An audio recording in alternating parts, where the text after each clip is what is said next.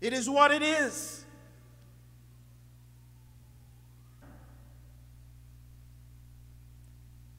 Every place on earth where there is a conflict, it is rooted in land and territory. Belize is rich, but the people are poor. We have uranium, we have oil, we have dolomite, we have gold, we have the sea, we have marine products, we have some of the most fertile agricultural land in the Western Hemisphere. Why in 2018 we are still poor? There are people coming into Belize over the last 30 years. The Chinese, the East Indians, the Americans, the Europeans, the Central Americans, and they're doing good. They're building and they're passing that wealth to their children. So this is not just about the Guatemalan claim. We got to think deep. This is about holding on to your inheritance. There are people who have gone, passed on, that can no longer speak. My sister referred to some of them today. These people can no longer speak. So what is our responsibility, those of us who still have life? What is our responsibility? Frederick Douglass says that power concedes nothing without a demand. Begging the People's United Party, begging the United Democratic Party to do what we want, that's not going to change them.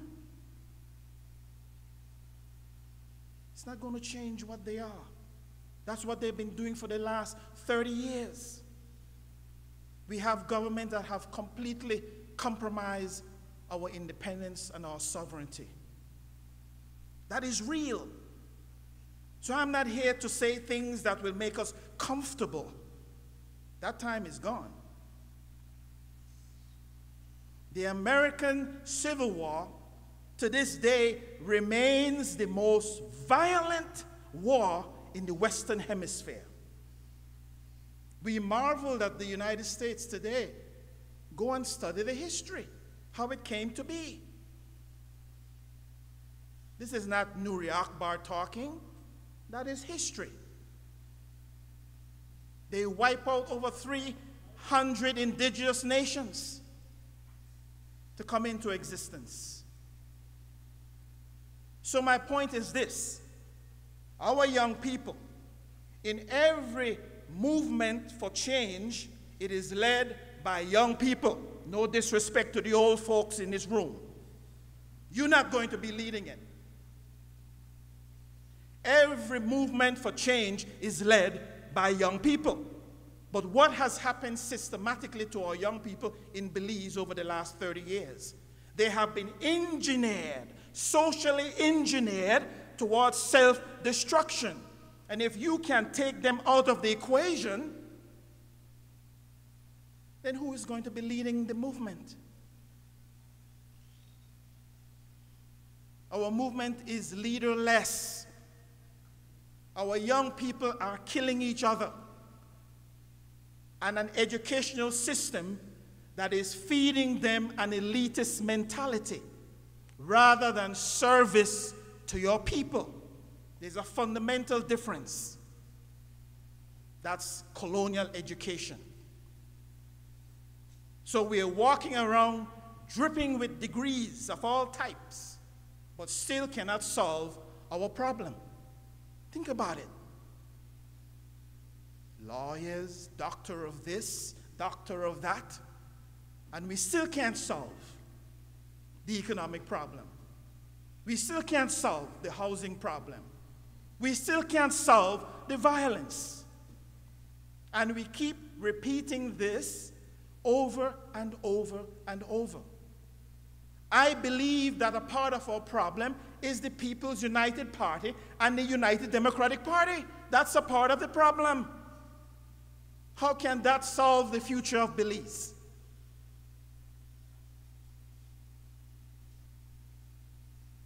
So we are running out of time.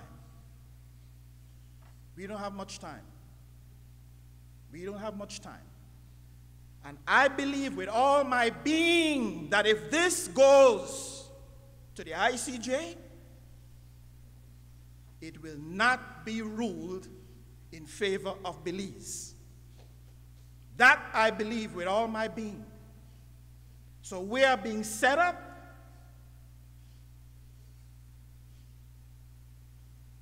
and Mr. Aikman is right.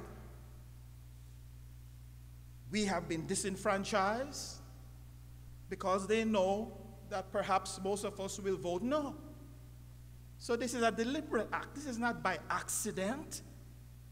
This is a deliberate act to keep us from participating. And don't let them quote to you laws and regulations. Laws are made to be broken. There was a time when slavery was legal.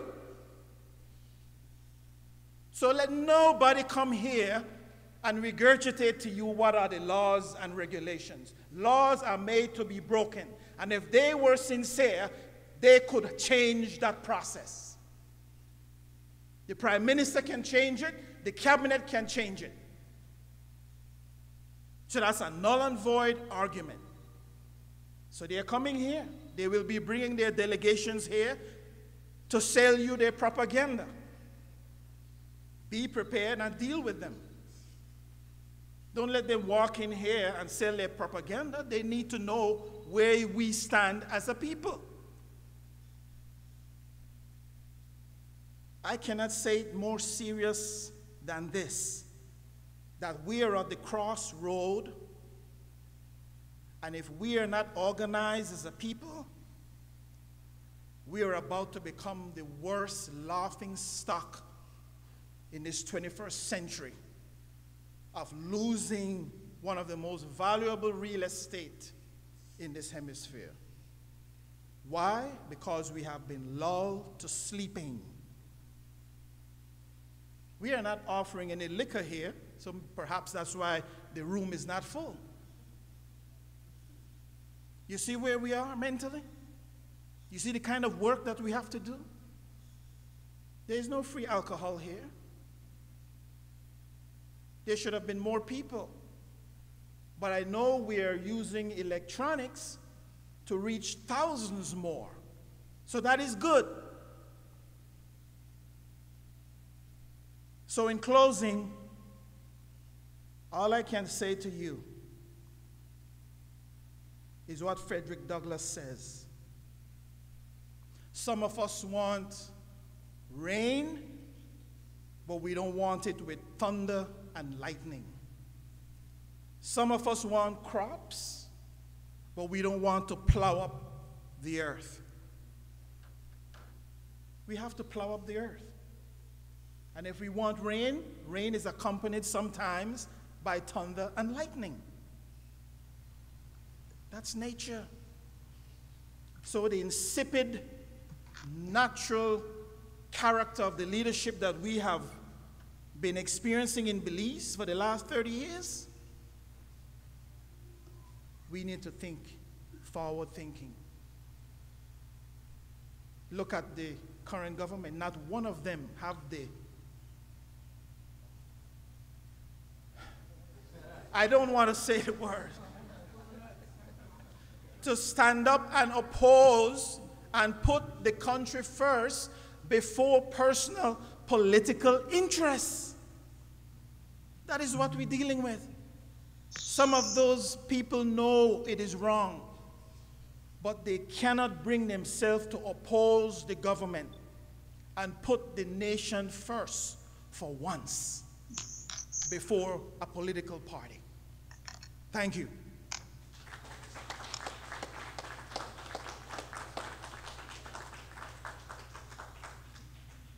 Thank you, my brother Nuri Akbar, for that very powerful address.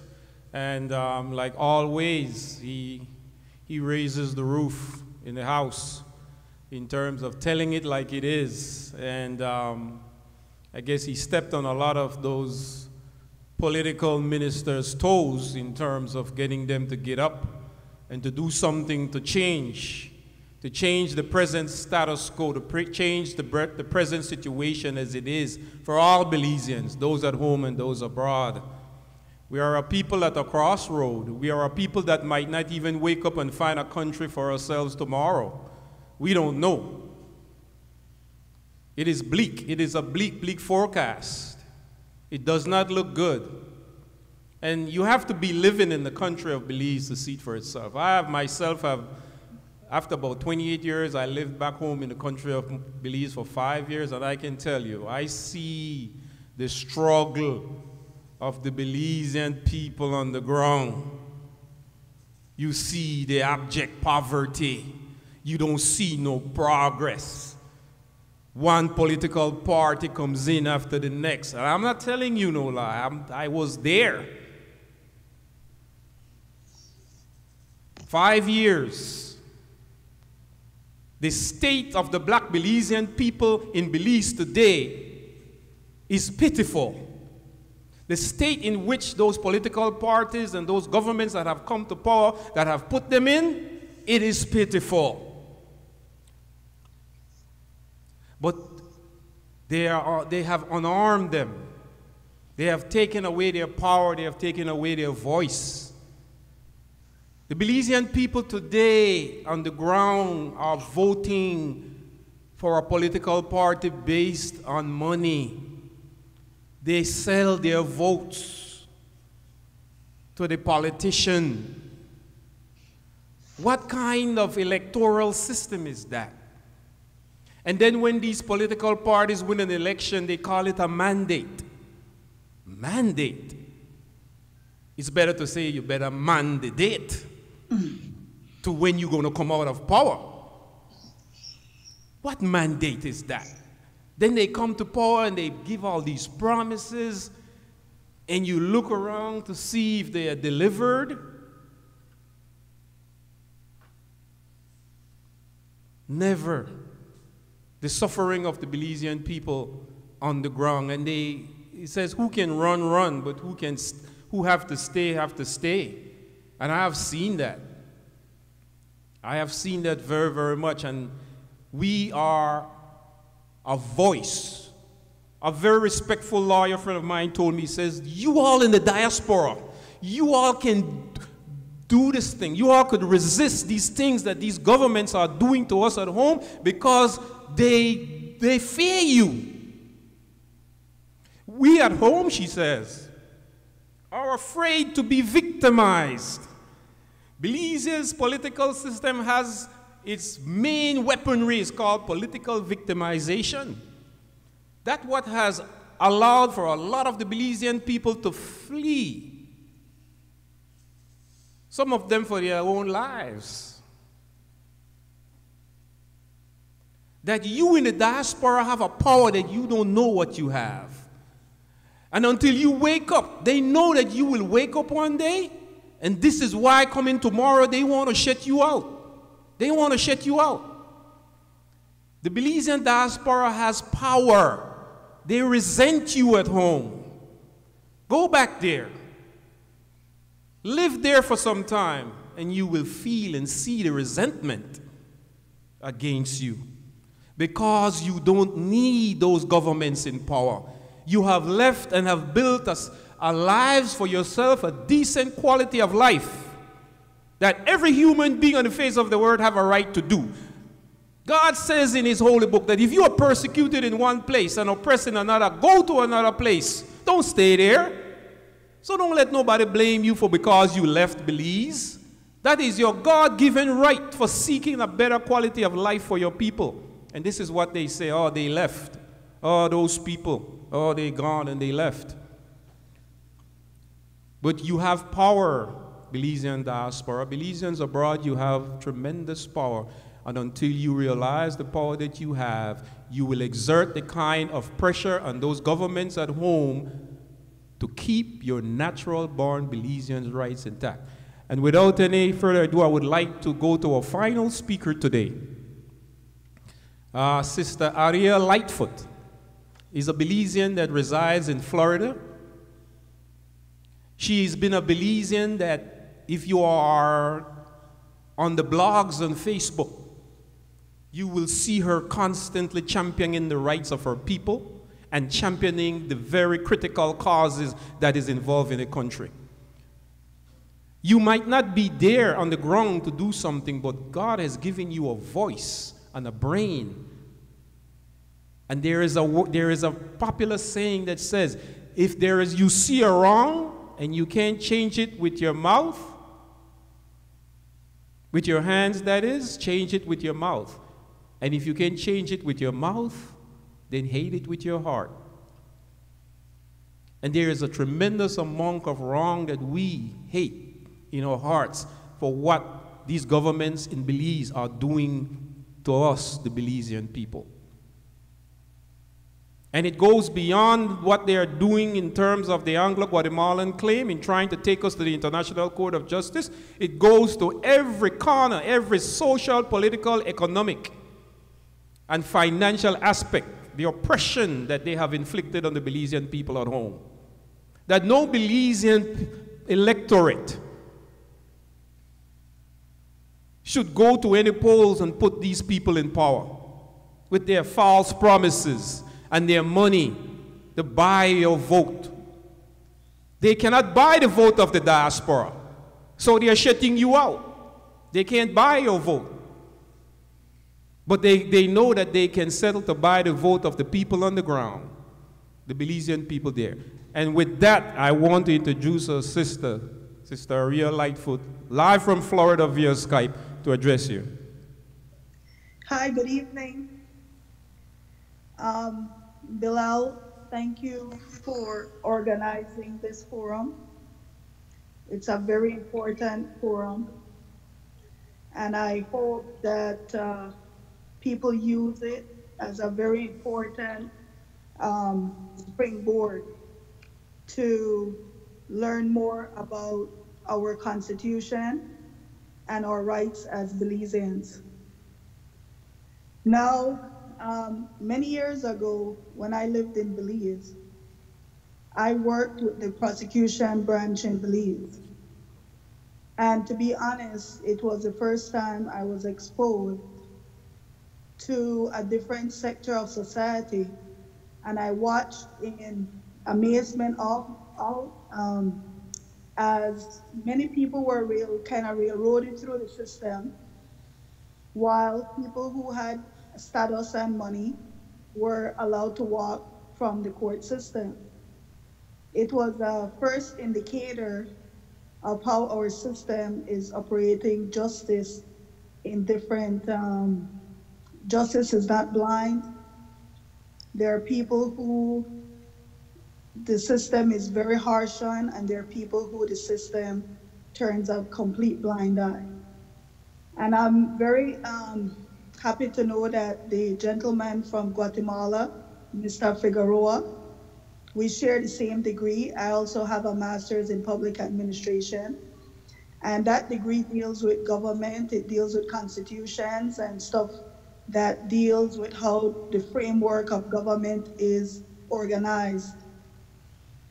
What we are seeing right now in Belize is that we have a complete disregard for our laws and constitution.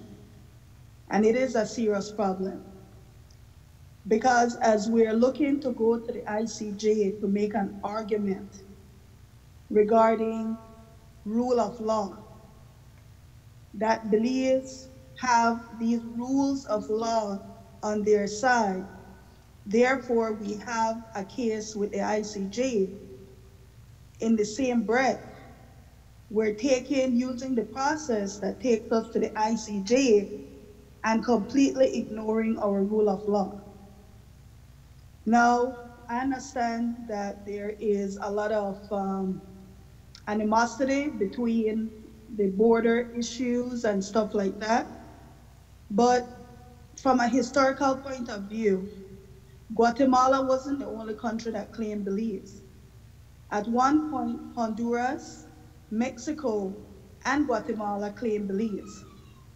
The Constitution put those protections in so that while a country has a claim against your country, and because of the population sizes of Mexico, Guatemala, Honduras, that protection was for small colonies such as Belize, so that those countries don't use a method called accretion, where they come in, send over their people, and start taking over your country slowly.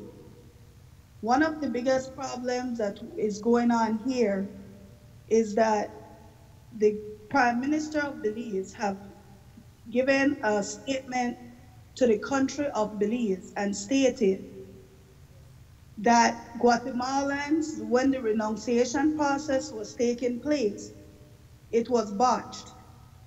Therefore, their citizenship was invalid.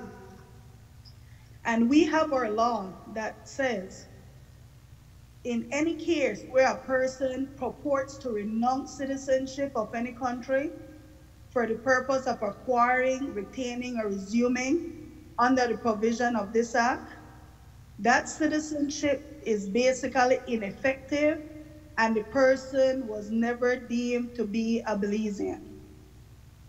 The Prime Minister informed the nation of this. We have the now Minister of Immigration on record saying, before he was minister, that giving citizenship to Guatemalans was unconstitutional. And he has been silent on this issue. We have the chief election officer, who is constitutionally mandated to protect our election process, is on record saying that she is going to accept documents that she knows to be invalid proof of citizenship. So with all this different ignoring of our laws, everyone is trying to make we love the people, we love the culture. That is fine. That is not the argument here. The argument here is a rule of law argument. The government, knowing that this is the case, should embark on some enterprise to ensure that those who are in possession of Belizean citizenship papers are actually valid. And if they know that the system was done incorrectly, they should go about correcting the system before they go ahead and retain the voters list. This is what a responsible government with integrity would do. The argument that Guatemalans can renounce, there's proof that they can renounce their citizenship, but there's a level of laziness when the answer is, oh, it's going to take too long, or it's going to be too hard.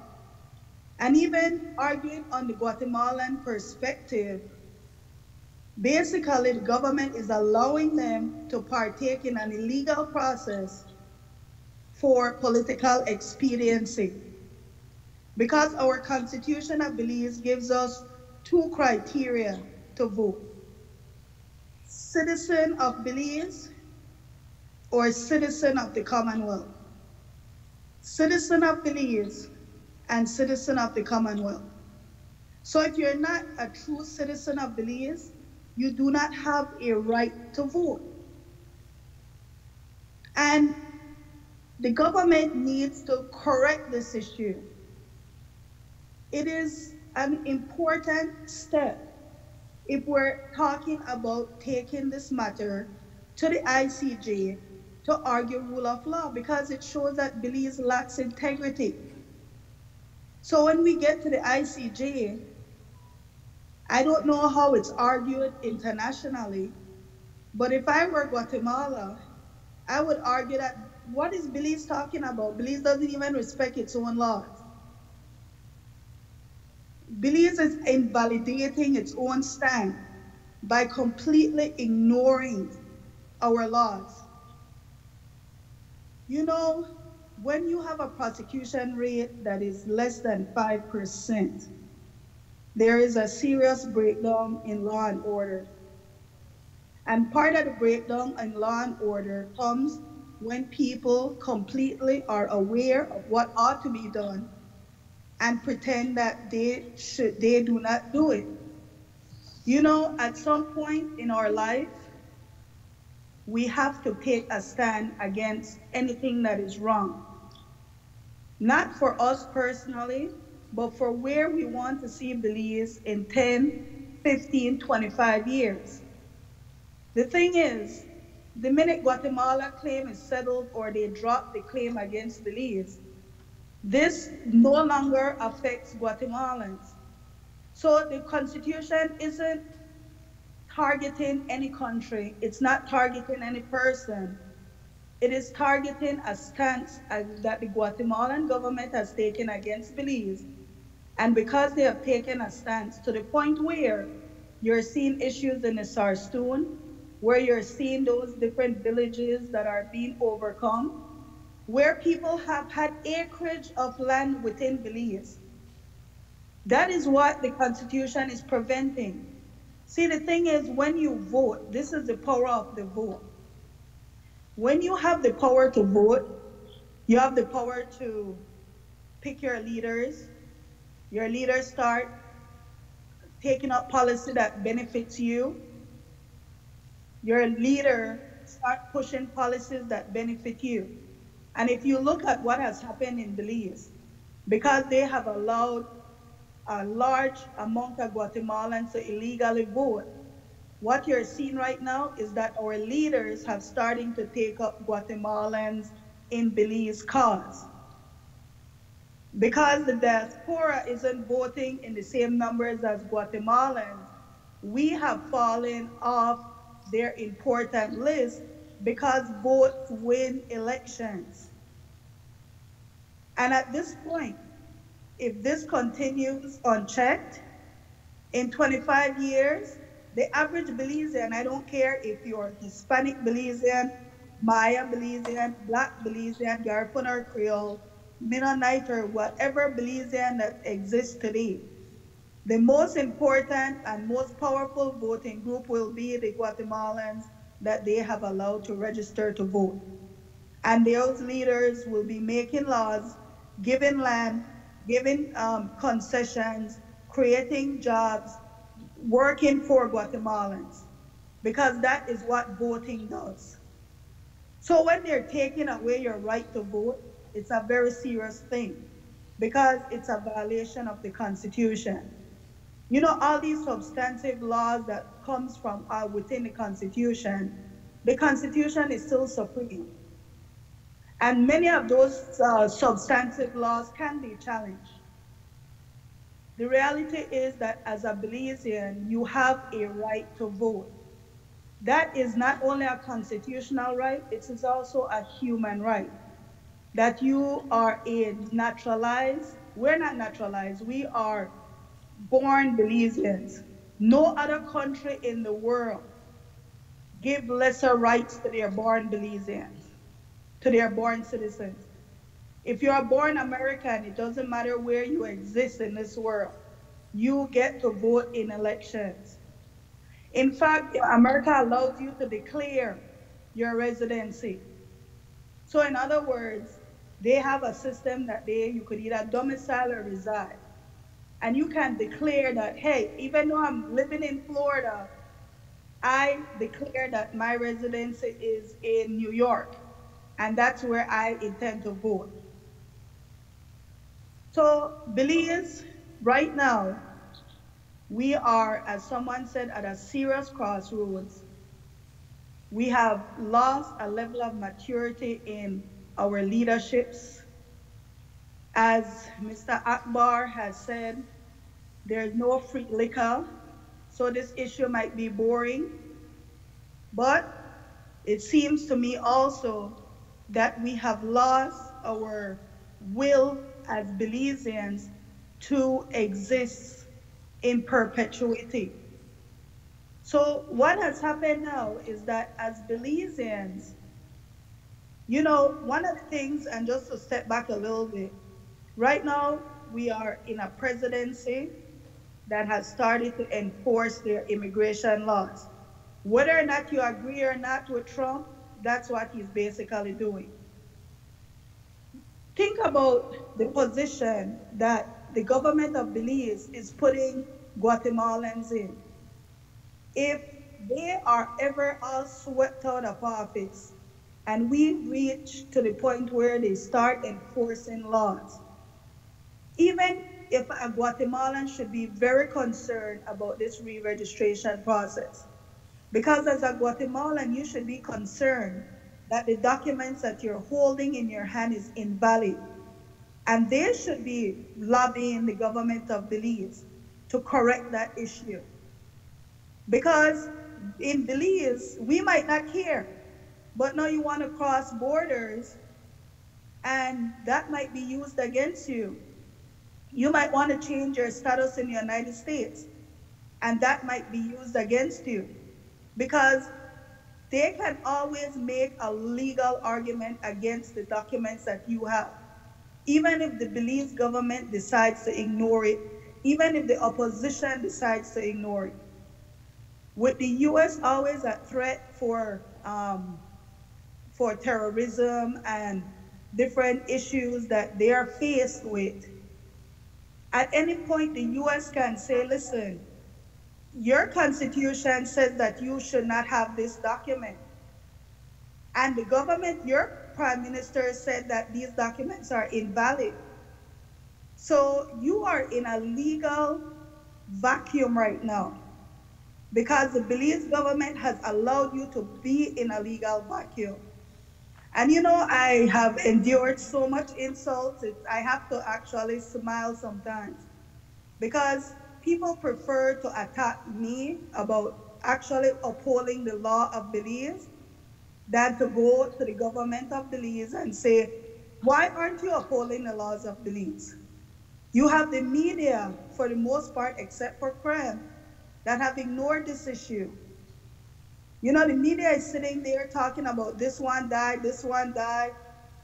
It's almost generated from a tabloid perspective. They're reporting gossip and drama all day, but something that affects our territorial integrity, our citizenship, and our rights, it's not important. Because as a people, we have lost a lot of our identity. A lot of people are plugged into American media, and they believe that that is how Americans live, that it's one big party going on. And for the diaspora who lives here, we know that's not true. Americans don't live like that. There's no one big party going on. People work, people do the exact same things Belizeans do, they struggle, some are successful. But I'll tell you what Americans do, they do not play with their rights. They do not play with their constitution. They will get out there and they will march for it. That is the part of the Belizean, that is what Belizeans at home should emulate from the Americans. They do not play with their rights. Because our constitution is there to put government in check. It is a body that sets up the rules, the structure of government. It establishes the executive, the legislative, and the judiciary. But most of all, it is there to put government in check. See, the government wants the process to continue being illegal because there's a level of control in illegality. There's a level of control if I can buy your vote. Even if that means that this is invalid, that this process is completely invalid, even if it's putting people in jeopardy of legal problems later on, even if it's putting our territorial problems at risk, even if it's putting our sovereignty at risk, and even if it means I am taking away your God-given constitutional right to vote. This is the lack of evolution that you're seeing in these Belize politicians. There's a lack of maturity. People think it's one big party. Let me throw some fireworks. Let me have some beer party. And that is how I will lead your country forward. And I'll be very honest, I'm very disappointed in the party of Bolson to be the party that is turning around and taking away, not only taking away Belizean in the diaspora right to vote, because in its essence, it is a form of voter suppression. They are allowing Guatemalans to register to vote, even though they know that the documents are invalid. This is where we are as a society right now. But I bet you, if I had told you right now, hey, there's a soca artist that's going to be at this forum today, and it's going to be free, it would have been packed to capacity, because that is how we are becoming as a people. Party, party, party, and I'm talking about political party. I'm talking about party with drinking, and there's no serious level of thinking. There's no serious level of action. We have young men that are being murdered in the streets almost daily, and there's nothing that's being done towards to address that. We have people who are living 100 times beyond their means, and there's nothing being done to address that. We have ushered in a period of complete lawlessness in our country. And with this ignoring of our constitution, your constitution being one of the most important, in fact, the most important framework of your laws, is completely being ignored. That is where we are as a country of Belize. A people who want to party all the time and don't realize that politics, everything about politics affects everything in our daily lives. Government is responsible for the registering of your birth, taxes that they charge, how they distribute land. They're responsible for policies that create opportunities and jobs. They're responsible for registering your debt. So if you think that you can ignore politics, if you ignore it, then you become a victim of it. When you ignore your laws and when you allow others to make decisions that are wrong and you do nothing or say nothing about it, you have given up your power to make a difference in your society. You know, last night someone shared with me that their family members were tied up and robbed. These were very elderly people in Belize City. And what's happening now is that the criminal elements are becoming organized because there's no check and balance in the system. There's nobody that's stopping things from happening. We're becoming a very lawless community. And this starts at the top, it has trickled down to the bottom, and it's the poor middle class, the people who basically benefit. It doesn't matter which party is in power, they benefit none. Their life does not change. Those are the people that are becoming the victims because they're being overtaxed, they're becoming prey for criminals, and now we are going to ignore our important constitution, the constitution that creates the framework. And I belong to an organization that's called Belizean Citizens Abroad. We have written the public service, the Prime Minister directly, the Minister of Immigration, the CEO and the Director. We've written the Chief Election Officer and the Bar Association. I have even reached out to several attorneys on this matter. And the attorneys believe that we have a case, but the problem is what we don't have is the finance. And I would like to thank the $2,800 that we were able to pledge, raise in pledges. But that was only from my page, and I thought that was significant. That was not a national request for money, but at least $2,800. And I'll be honest, some of these were from people in Belize, not only in the diaspora, that wanted something to be done, but feel powerless to do it. And I think that as a society, we are Belizeans. We're very passionate people. We're extremely intelligent people. That is undeniable. But the one thing that we lack as a people is our ability to organize against a very important issue. And this right now is an important issue. Tomorrow, the government of Belize will start giving Guatemalans more rights than Belizeans. That is a fact. Even though they know the documents are not valid. And they're also putting Guatemalans in a legal void.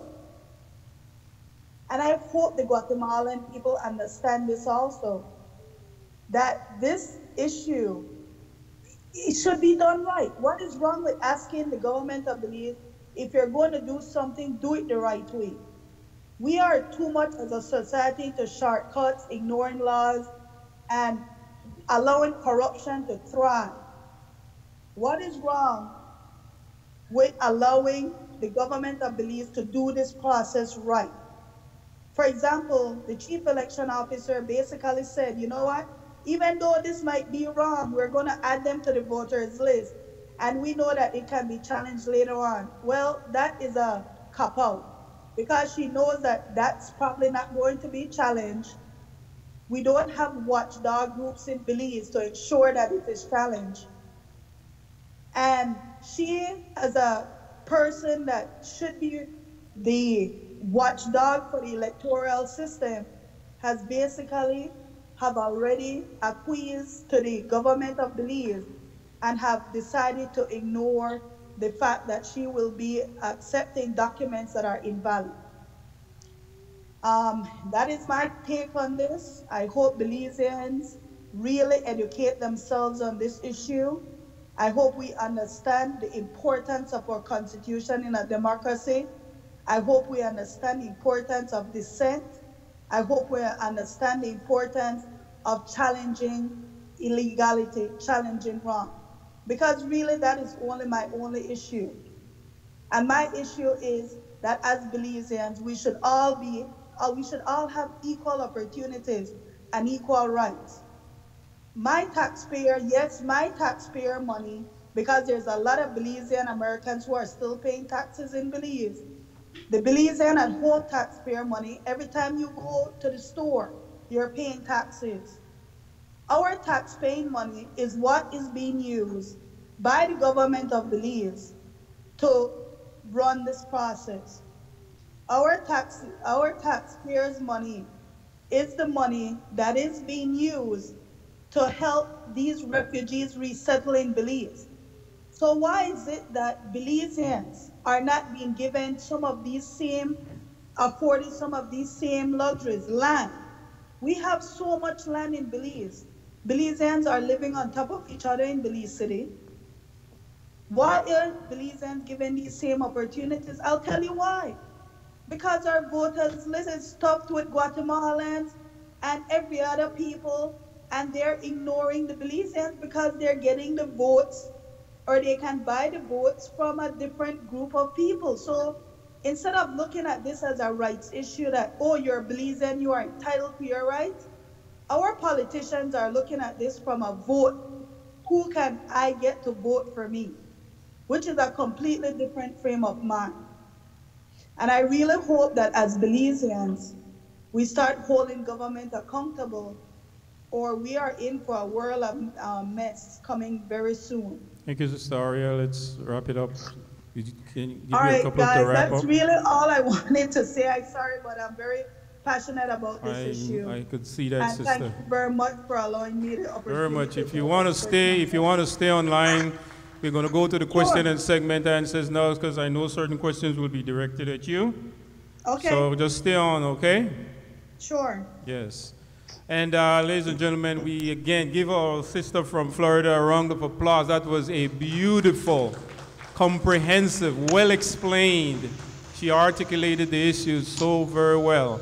And again, we want to thank her very much for taking her time out all the way there from Florida in making those very important educational, informational points, because we need to know. We need to know.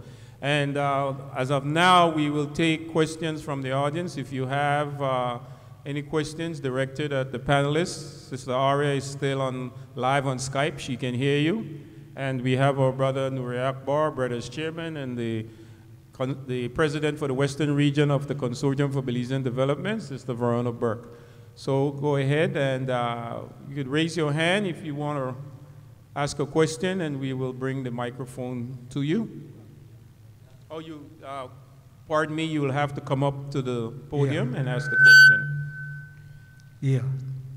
If you guys have any questions, just come forward. Thank you, Brother Clyde. Is this the mic I'll be using? Yes, good afternoon, panel, and thank you again for this wonderful town hall meeting, which is further enhancing our educational merits in obtaining the knowledge that is called for to make a calculated, just decision and upon things that we may have been out of the country and not current with the relevancy of the importance of what is being on the table at this time. I can only imagine if we did not have you wonderful scholars in your own right to be here as teachers, mentors, a bridge to open up our path and our mind to make those connections forthwith. Thank you, Brother Clyde, for that. Very much so, and also the panelists that called in, Skyped in, and used the technology of today to further reach other Belizeans who are not knowing that there are thousands like ourselves that are thinking like this. My question is, what more from the damage control of us, of many Belizeans who had to leave, who left Belize because of reason, where do we find the substance, the type of belief to know that our family members, our bloodline, and our DNA connected? I might not see you, but I know that your DNA is being affected. What more can we do to further the educational aspect of this, to further pass this information so our children will not forget that the road that America has laid out and shown is playing upon us in our homeland as we are away from home for the reasons why we had to leave. That has never really been answered. Till today, I had more clarity and understanding of why we had to leave. So what would you give us to further that cause, to hold on to these values that are being presented here today, that has been presented at the last town hall meeting, that continues to bring people into the podium that were never here before? And I'd just like to take your expertise to offer us some other things that others who are coming up to speed can involve themselves a little bit more, go to school a little bit more, take the classes that pertains to this so we can understand the levels that the educational aspect that are being played out can be applied to in our own dialect to be able to make a connected appliance to our Belizean government, our Belizean civic leaders, and there are many who are there who are wanting these changes as well in the office. I can only imagine what would you give us to leave at the end of the day so we can carry that in our thoughts and plan a little better and prepare a little bit more and dig a little bit more, force our kids to take these classes in schools that are not favorable but are very much important for our survival. Thank you very much. I'll take the answer off. Thank you, Mike. Brother Clyde. Thank you very much. We would want to ask any of our panelists. We'd want to ask any of our panelists, Brother Nuri Akbar, Sister Verona Burke, or on Skype, Sister Aria Lightfoot. Brother Nuri Akbar will respond. All I can say to you, my brother, is that the first teacher of the children begins in the home with the parent. So Belizeans who live abroad, who are parents, they need to inculcate in their homes, just as the other cultures do. The value of Belizean heritage, teach them about the culture, teach them about the history, but beyond that, take them to the various cultural events that we have in this area so that they can be exposed to the culture. That is the first responsibility of those of us who have children and our parents. That's number one. Some of us are not doing that. We are not exposing our children to the culture. If you look at the Koreans, if you look at the Latino community, they learn both languages growing up in the home. That's where it begins. The Korean, they do the same thing. So in order for this to continue, it begins in the home, and then it extends from there.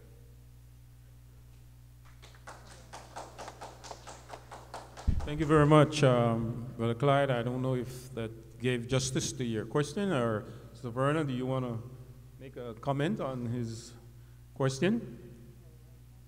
Okay, Sister Aria Lightfoot by Skype, would you like to make a comment to the question that he addressed? It went up for a little while. Could you repeat it, please? He was just asking what further can Belizeans in the diaspora, Belizeans abroad, what further can they do beyond this tongue meeting today in terms of organizing and better making an impact on Belizean culture through family and all of that? How can Belizeans on a whole in the diaspora, how can they living away from home, how can they better organize and better culturalize their family, their children, and so on? Well, thank God we now have social platforms, and platforms such as what Will does, Radio Belizemix, that allows you to be very in tune with what's going on in Belize. And there are a lot of different shows and different things that teaches about Belize culture. But not only that, you know, with all these social media platforms, there are the ability for us to even create some bridge, which CREM has always been pushing for a long time, so that we can keep the dialogue open and realize that even though we're distance apart, we're not different. Very much. Thank you so much for that. And we'll go to our next question. Come on up. Yes. Yeah, greetings, my sister. Yeah, let's go around the camera. Yeah. I have one concern. I want to know why have they changed people's name in Belize. I left Belize at the age of 13 and a half. Haven't been back, but I sent for a birth certificate. And when it came back, my name was changed. I'll be 62. What I need my name to be changed for? You didn't change it. Yeah, I didn't change it. And now I'm in my mother's name, and it's like it's a whole issue. Why is that in Belize now? Everybody's getting their mother's name after all these years. And, what you're saying also, there's a lot of errors that have been made on people's That's what birth I heard. certificate. Maybe tampering with documents. Yes, good question, my sister. Yeah. Very good question. Yeah. Yes. All right, any other panelists And- would like to? and- Go ahead. And I would like to know, how do I go about keeping the name that I had since I was born? How do you correct that? How do I correct it? that mistake? Yeah. What it might take just maybe some simple procedure, but in terms of Belize, and it's very lackadaisical system in terms of keeping records and people's name, there might be some difficulty to it. Arya, would you like to address that?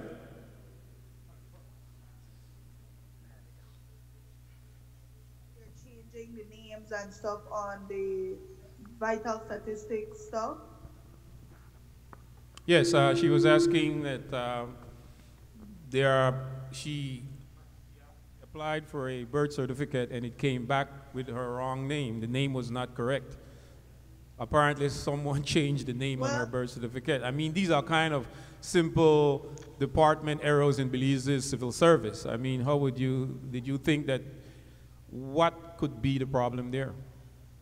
I And then think she wants to generally know the how could she problem- go about maybe fixing that. Well, I think generally a lot of the problem is the lack of quality control system and check and balances. It could be, somebody wrote it the wrong way, or maybe there's a new change in the system that requires how they used to identify before based on some new law. I'm not sure. But the point is that many times there's just a lack of professional quality control that's taking place. So, I mean, there's been people who have gotten birth certificates that are not even from Belize. That was one of the matters that was raised recent with the case that came up in Belmopan with the Mason guy.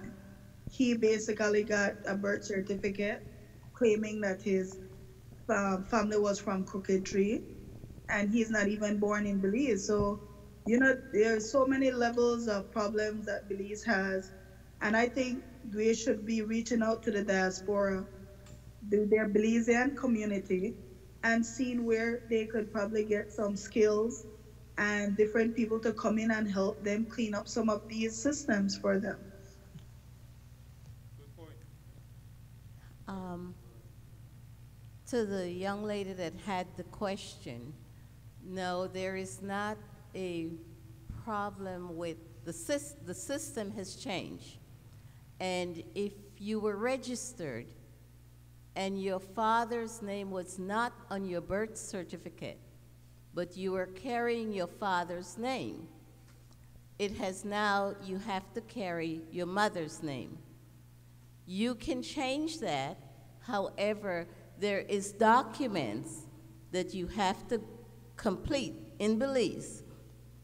Or if you're not able to go to Belize, there has to be someone that might have known you and your father and your mother to know that you were the child born to XYZ, Mary John, and that Mary John and your father's name, your father's relative would say that, yes, you were the child born to my brother or my sister, and then that paperwork then go to Belize, and then the statistics, vital statistic will change it. But it's not just I want to carry my father's name, so because I was known by that. If you were baptized and there's record of your baptism, that also is a part of the record that they will use to verify who you are.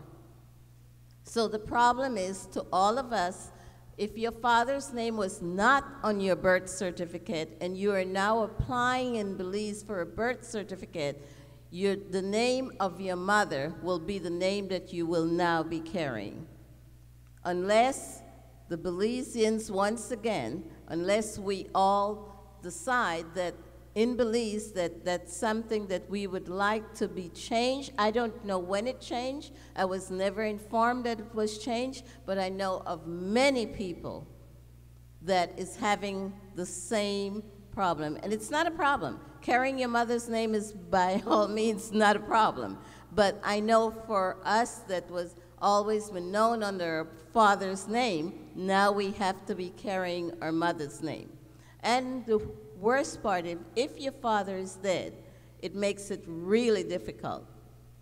But if your father is alive, you can have that fixed.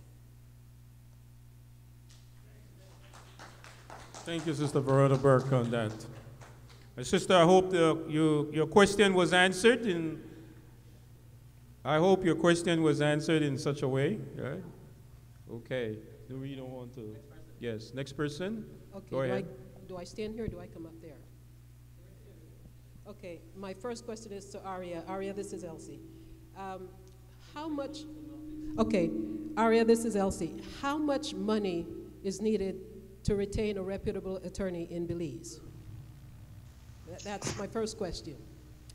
And how do we make sure or ensure that what he's pushing for is for us to be able to do our proxy votes here for those of us who cannot go home because of work or some other reason based on the fact that we are Belizeans. So my main thing is, how much money do you actually need to retain a reputable attorney? And have you actually talked to a reputable attorney? Well, that's a very good question. And I guess we would have to reach out to a reputable attorney for them to give us a cost. But I'm assuming that a good deed to take this matter, to take the government to court, I think that 20,000 US would at least create a war chest that an attorney would be willing to at least take this matter and start lobbying on our behalf. It might be far less, but when I spoke to the attorney, this is what he said. He said there's two things that has to be done.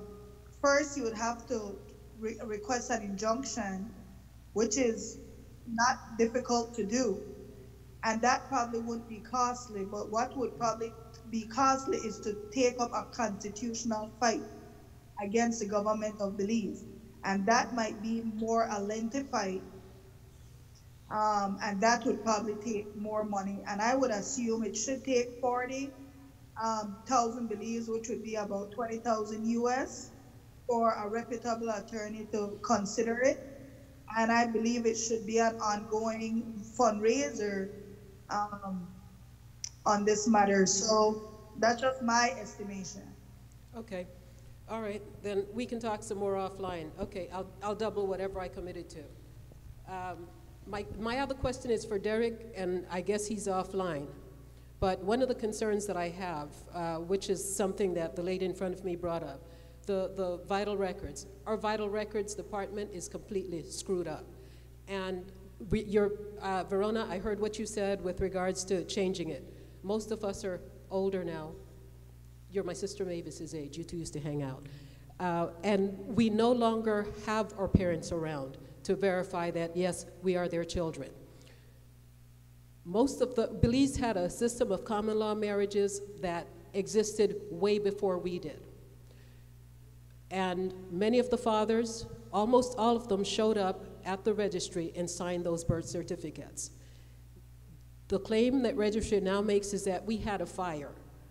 Now, if we were able to get passports before with our original names on it, under which most of us here also got our US citizenship, you explained to me how now accepting a piece of paper that has another name on it won't be challenged by this system, because this system, with the immigration problems that we're now having, what we're doing in Belize opens up the people in Belize to a lot of mess, and the ones that are outside of Belize to even more trouble, because our birth records are now null and void.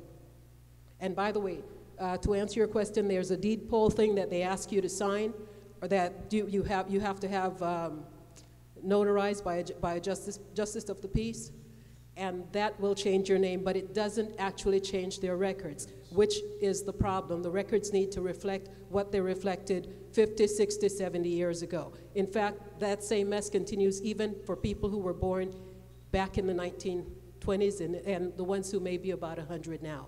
They're having the exact same problem. Now, my other question for Derek.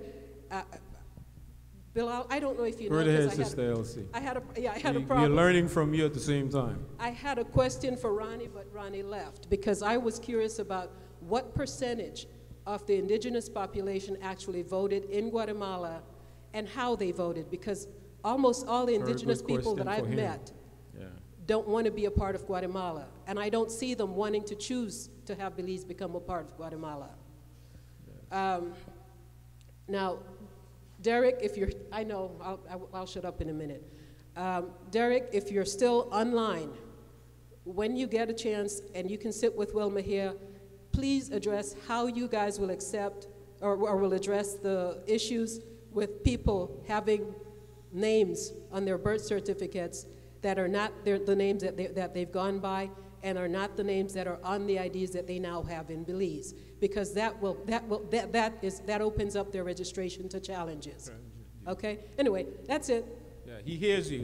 He's listening on the broadcast, so he hears your question, and I know he will submit an answer to you on that, very much so. But if any of the panelists would like to address Sister Elsa's question, Verona? Yeah. No? Veronuri? No, okay. Aria, you want to go back to you, or?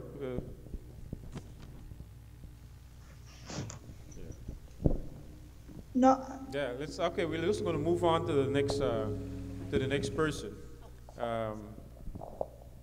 Sure, Sister Elsie, you'll get an answer from Brother Derek Aikman on that specific question right there. We make sure we note that. Yes. Yes.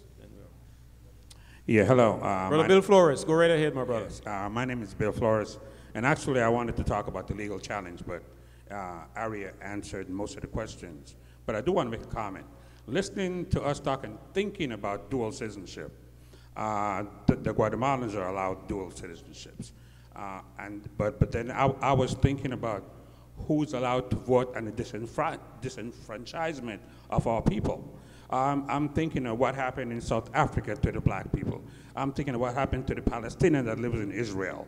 I'm thinking of all those people whose votes were taken away just because. And it looks like the same thing is happening to us in the diaspora. Our voice has been effectively taken away because of what we stand for and because of our united capabilities. You know, we have to design a way in which we can make the government understand that our demands must be listened to simply because, well, one of the reasons, because like you mentioned, the money that we continually spend in our country. And when they want to raise funds, they come here to raise the funds. And you know, and there's a song by James Brown, I pay the cost to be the boss. We're paying, so we want to have a voice. But I do want to ask about the legal challenge. Who are we going to challenge? Are we going to challenge the government against the Constitution, or are we going to demand a constitutional change? How is this going to be done, Ms. Lightfoot?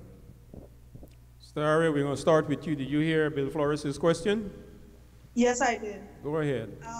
At this stage here, one of the challenges would be to challenge the government regarding not following the Constitution as it stands. We would need to organize to lobby the government regarding changing the Constitution.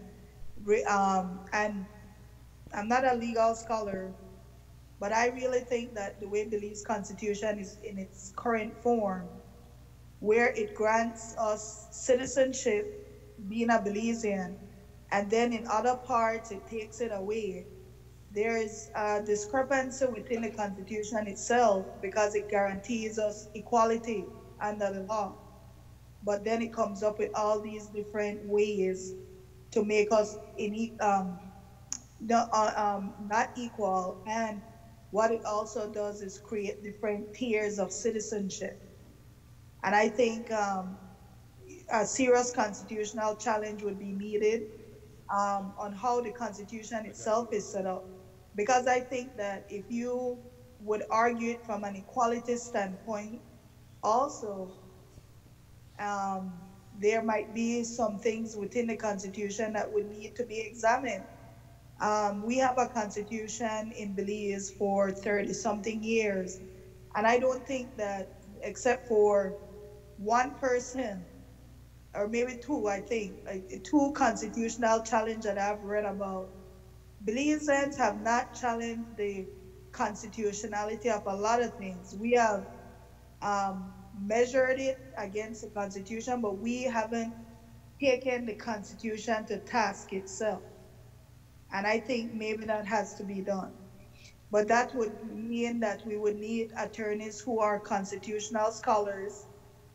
And I don't know what the expertise are in Belize regarding that, since we don't have a lot of constitutional challenges. Thank you. Thank you, Sister. Thank you. And may I add that we talked about getting to our people via social media. We host a show called Gary Vision Garifuna on Thursdays at 5:30 on Facebook Live. And I would like to invite everyone to listen to us because this matter is really close to our heart because most of that land in jeopardy is the land that Garinagu people are occupying today. So it's very important to us, as it is to all of Belize, that these land retain Belize territory and Belizean land. Thank you. Very much. Thank you, Bill Flores. And I would invite people to tune into Gary Vision, different way to see Garifuna. Very informative. I've been on the show a couple times. Very informative because the Garifuna people of Belize, like the Maya, are fighting for their ancestral lands that has been taken away from them. And there are so many injustices against land, people against the Belizean people and their land. I think, Rebecca, do you want to make a comment on the Constitution question that Bill Flores posed? Rick, you want to?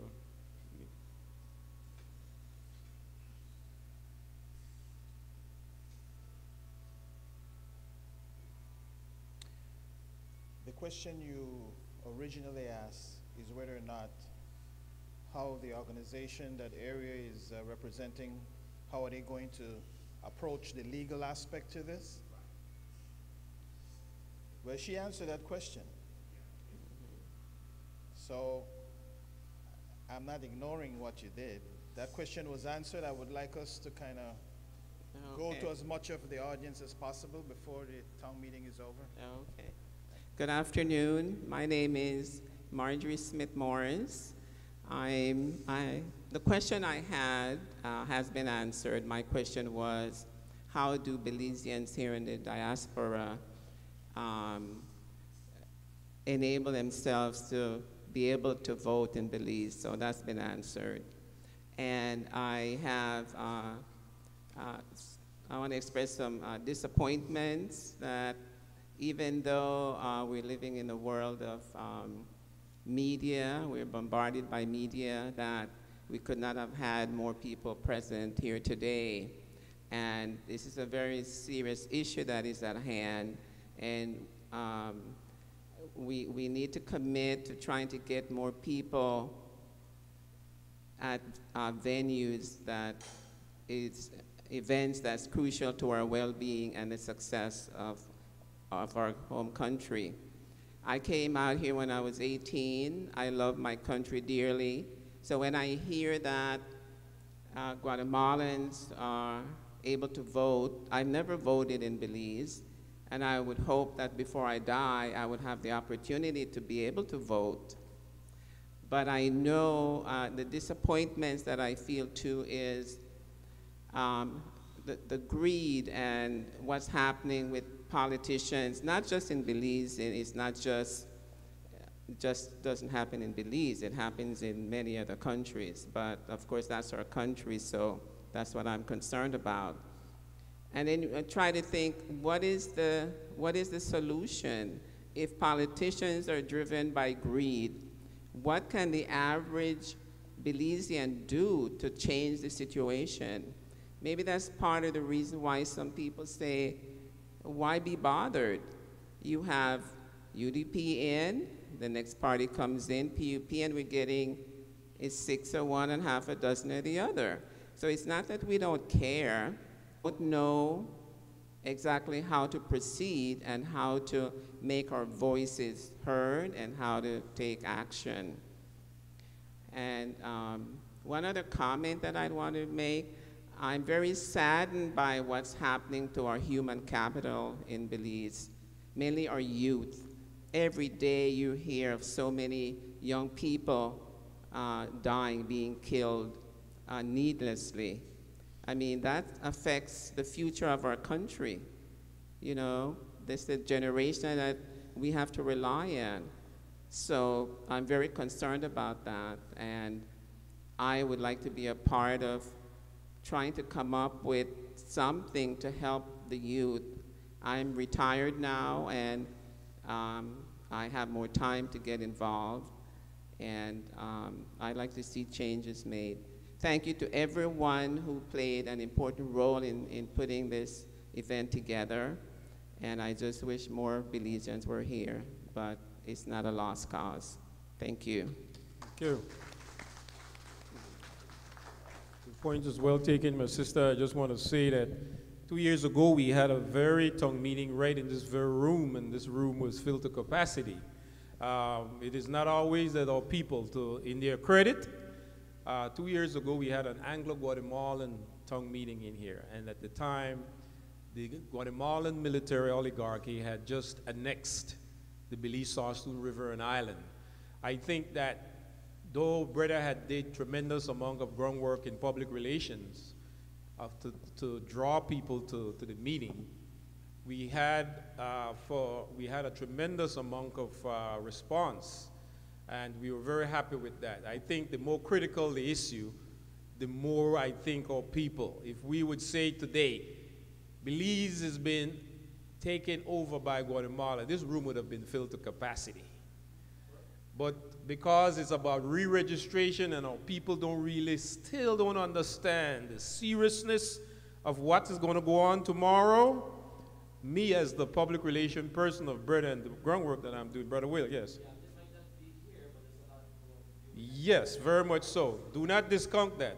Brother Will make a very good point in that our presence here today physically does not say that this is a poorly attended town hall meeting, because there are those who may not be able to be here, but they're listening through Radio Belizemix and on Facebook and on YouTube.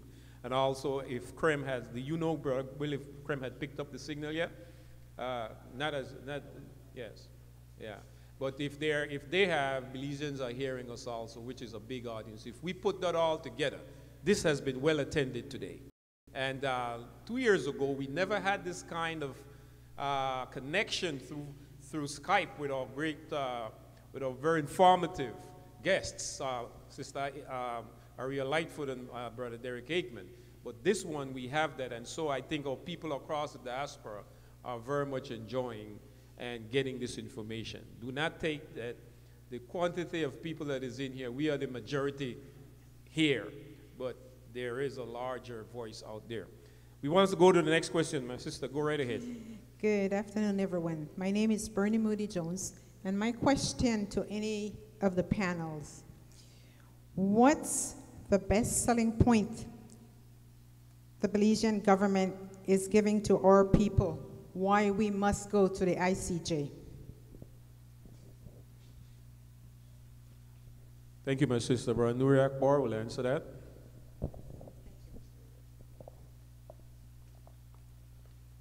The selling point from the government position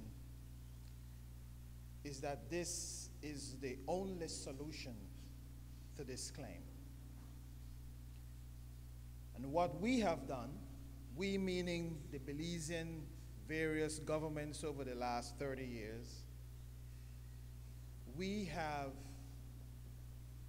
and Mr. Aikman addressed this in detail, we have done certain things to help to legitimize the claim, going back with the attempt of the Heads of Agreement, the Maritime Areas Act.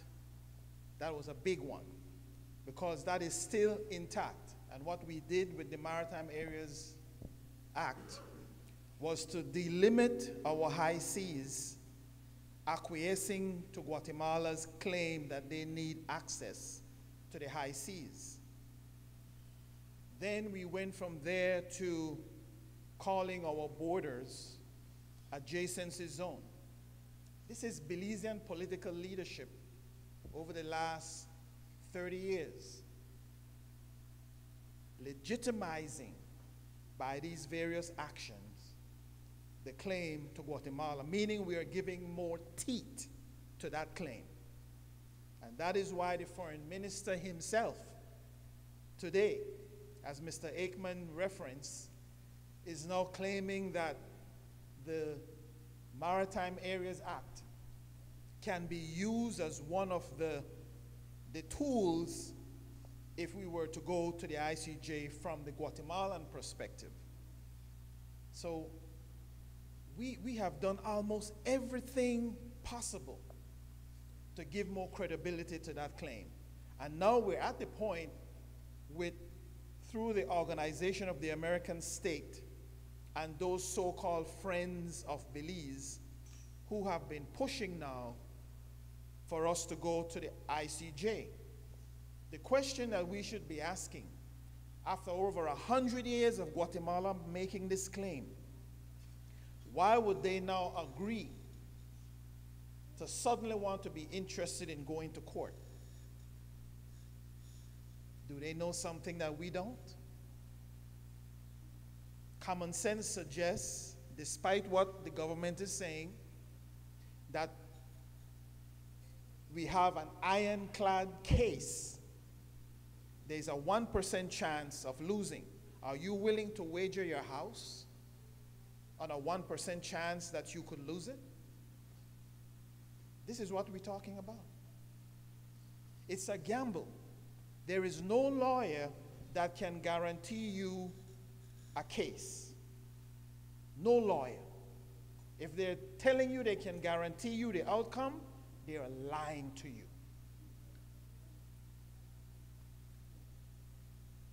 And that is the official position of the government and the previous government.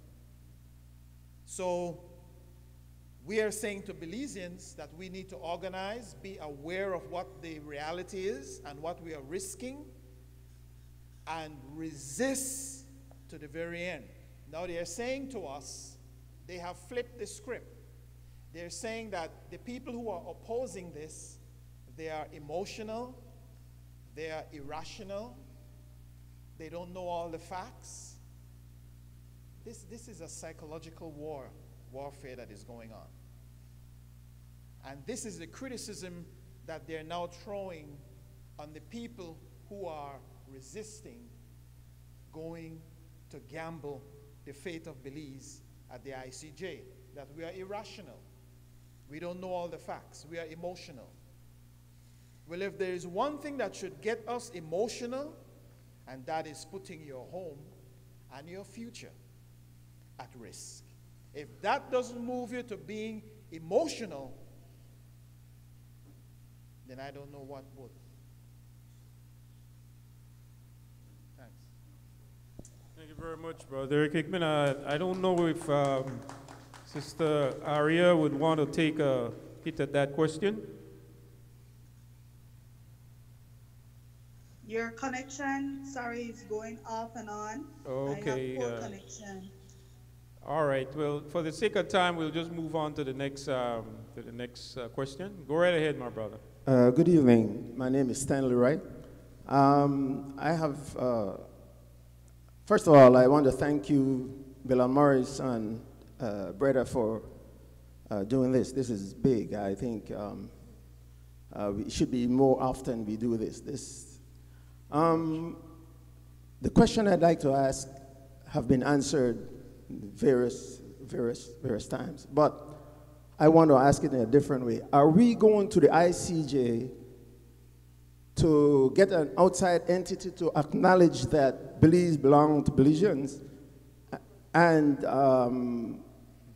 why are we doing this? That is my question. Thank you. Thank you very much.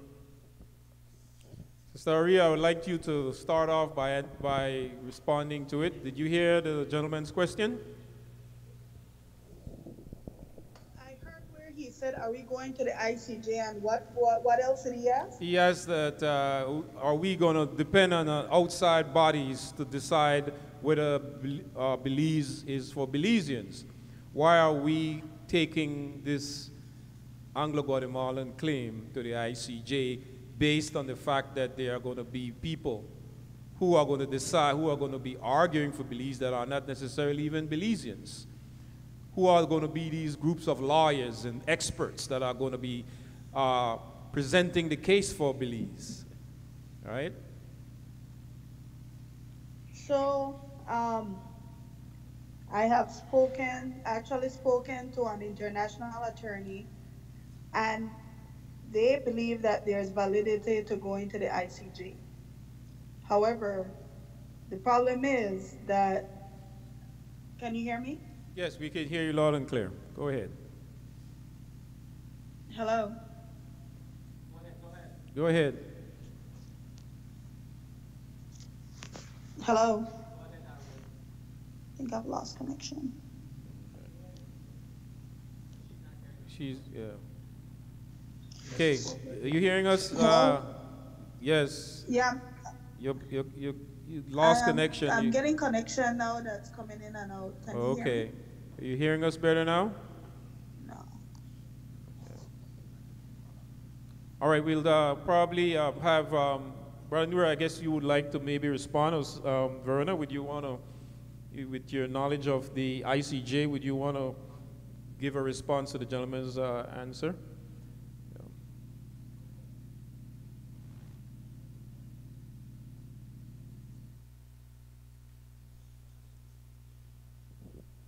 Testing.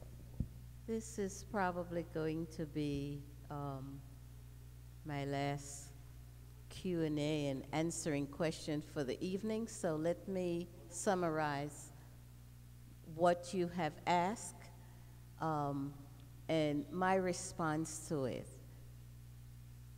Going there, you asked if they are going to give us an answer as to whether Belize belong to us. Was that your question? That was your question.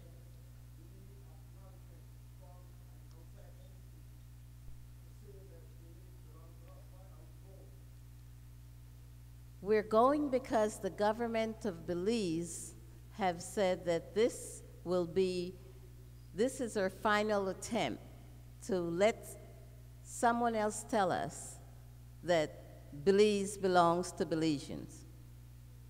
That's why we're going. And the government can't make that decision on their own. If they decide that Guatemala takes 1/3 of Belize, then the undefined northern border of Belize, maybe Mexico will then decide that they want northern Belize. So then exactly where is Belize? Those are the questions, and those are the things that we have to think about. Those are the things that we have to ask our Belizeans at home, our brothers and sisters. If the government is not letting us have a voice, then we have to ask our brothers and sisters in Belize, do they really want their country? Are they willing to let the government tell them to vote yes? I know out here, I'm not willing to let the government tell me to say yes, because I know what is at stake. What is at stake is the country that my grandmother and my great-grandmother was born, and what they know was British Honduras. I now grew up and British Honduras became Belize. Well, I know that the territory of Belize, from what I know, belongs to Belizean. So if we decided that the government now in power and the silent government of the People's United Party won't protect us, then we must protect Belize. I'm not emotional. I just want my country.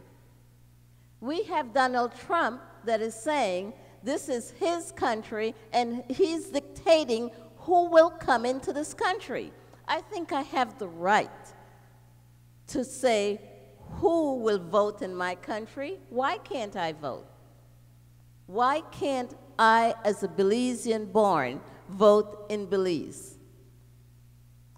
Let the government of Belize do an amendment to whatever the legislative deemed that they had done, and let them amend it so that Belizeans abroad have a voice in the country where we were born. The government said that if you have a child born in America, they can apply to Belize for a Belizean passport and be a Belizean citizen For what purpose would they become a Belizean citizen if they cannot vote in Belize, if they don't have the right to do anything in Belize other than go and spend their money? Yes, I am passionate, very passionate of the fact that Belize belongs to Belizeans, not to Guatemala or not to any other country that claim it. It is for Belizean, and as a Belizean abroad, we need to have a voice. We need to have a voice. We need to not sit silent. Many of us are passionate, and yes, Prime Minister, we are passionate. We're passionate because we want our country to continue to be yours. So, to answer your question, no. The answer to the Prime Minister and all that is silent in Belize and don't want to speak up for Belize, the answer from the diaspora is no.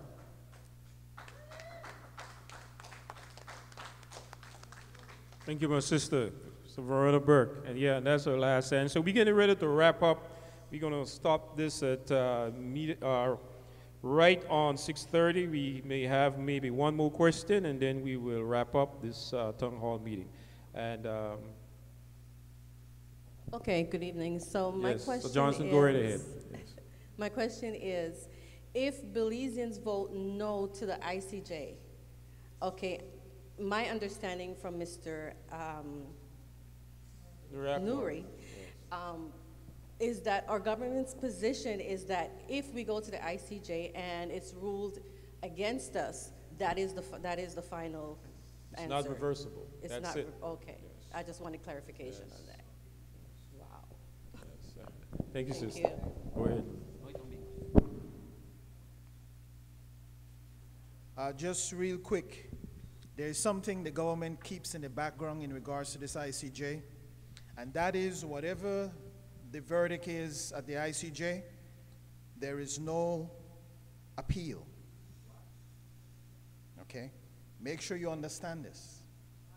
There is no appeal. Our government have already signed, without the permission of the Belizean people, the compromise, agreeing to these principles. So with this referendum coming up early next year, if the majority of the Belizeans vote yes, with about 40,000 Guatemalans added to the list, and they go to the ICJ and there's a verdict that we don't like, there is no appeal. This is what we are risking. This is not to frighten you. This is to tell you what the reality is. They will not say it, but we are telling it. That's what it is. There is no appeal. We are agreeing to go, meaning that we are putting the fate of our future and the country in the hands of this body to rule. And we must accept whatever verdict that comes down. Thank you. Thank you very much, Brother Nuri Akbar. Very good answer. We have to understand, Belizeans, as we wrap this up, we have to understand that coming tomorrow, July 2nd, the re-registration process, which will decide who will vote in this 2019 next year, April 10th, 2019 referendum. That exactly what Brother Nuri Akbar just said here today.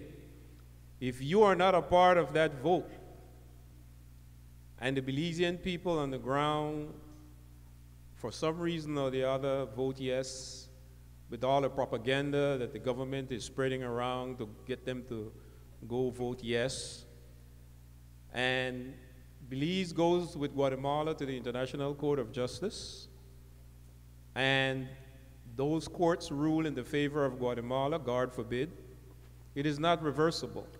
Then there is no appeal.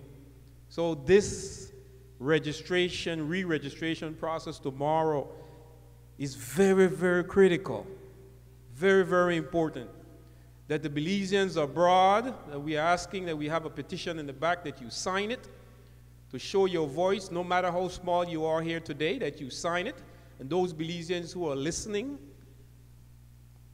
via Skype and via YouTube and Facebook that are listening to this, that you write to the Belize government, petition the Belize government to make sure, as Sister Verona Burke was saying, that there be some legislation to accommodate Belizeans in the diaspora, to give them back their natural-born Belizean rights to vote.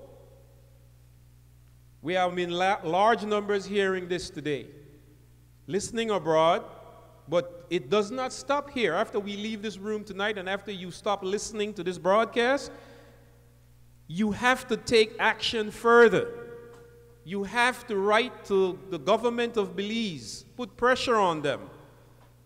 Wherever you have a Belize Consul General's office, we have one here. We had invited our Honorable Consul General to be with us today. Unfortunately, because of medical reasons, he could not be here. But wherever you are in Florida, New York, Chicago, here in California, where you are, the largest black immigrant group, no, that came from Congresswoman Karen Bass, who recognize your voting power. And when I ask her, how do you know that the Belizeans are the largest black immigrant group? She says, because they vote for me in my constituency. You are a power that you have power that you don't even know you have, Belizeans in the diaspora, particularly Belizeans in the Los Angeles Belizean community. This is a time for you to start recognizing that power that you have and start pressuring your governments back home to make the change that you like to see. Be the change that you want to see for Belize and upon your own selves. So it does not stop here. This town meeting is a catalyst. It's a catalyst for change. It is a resistance. It is a call to you to act. Do not sit around and allow after July 2nd, tomorrow, Monday, that you have been taken off the voters registration list and that you won't be able to vote in the referendum to decide whether your country will be there or not. Don't let it stop there. Even if they might not change this or cancel this re-registration process. Your job today, we have done our part. The brother organization and along with the people that are present here today have done their job to say, we are making a call to the government of the day, the government of Belize, to restore natural-born Belizean rights back. Make the dream that was of Minister Goldson, that their rights be restored, though they live abroad. Make that dream come along. Do not let that dream be deferred, Belizean government at home, the Barrow administration. We are calling on you. You know better.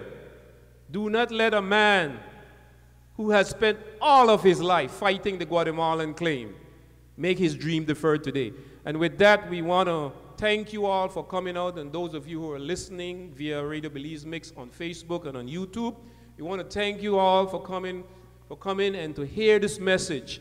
And again, take further steps. Do not let it end here today. Each of you have a power of a vote. Use it. And you have a voice. I just quote you what Congresswoman Karen Bass said. You are the largest black immigrant group. There's Latino immigration and there's black immigration. You, the Belizeans in the Los Angeles area, are the largest black immigrant group. And her question is why are they not using this power? You know now. They vote for me in my constituency. Go home today and think about this. Do not let this go by today and let the government of the day say, oh, that will blow over like a lee breeze. Don't let them have to say that. Take action, further action, and write to your government. Each of you can make a difference. Thank you very much. This is Radio Belizemix. We want to thank you so much for joining us right here at Holy Name of Jesus School, 1955 West Jefferson Boulevard here in Los Angeles, California.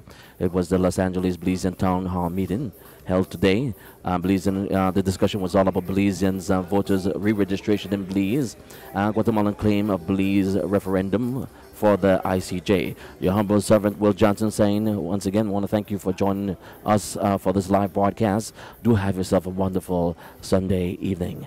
We're out of here. Thank you.